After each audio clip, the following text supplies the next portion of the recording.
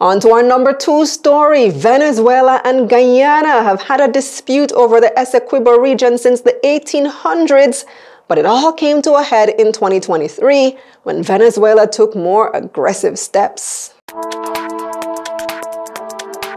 The global oil and gas industry was estimated to be worth over $4 trillion last year.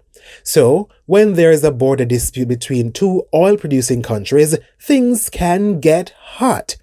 Venezuela and Guyana have been feuding over a region called Essequibo for over a century. Venezuela argues that Essequibo, which makes up over 2/3 of Guyana, should be part of Venezuela.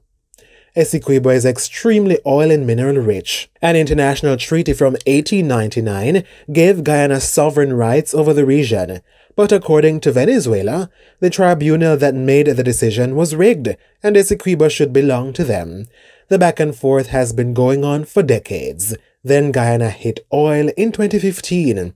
So far, more than 11 billion barrels of oil and gas have been discovered off Guyana's coast, and oil companies are still exploring. Guyana's economic growth has skyrocketed. The country is expected to become one of the top 5 oil-producing countries in the world.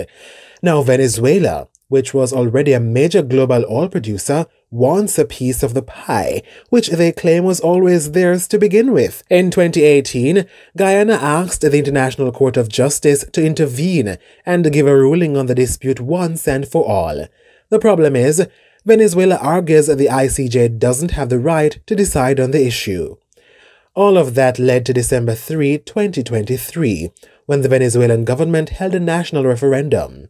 They asked Venezuelans to vote on the creation of a new Venezuelan state that would include the Essequibo region.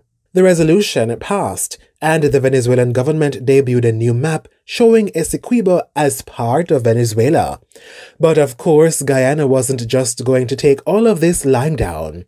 Guyana's government argued that the referendum was a move to annex part of their country, which they'd defend by whatever means necessary.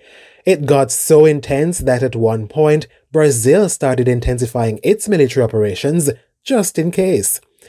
Trying to avoid an all-out war in the region, several leaders across Latin America and the Caribbean organized a sit-down between the two countries. Venezuelan President Nicolas Maduro and Guyanese President Irfan Ali met in St. Vincent and the Grenadines in December and agreed not to use force to settle the dispute.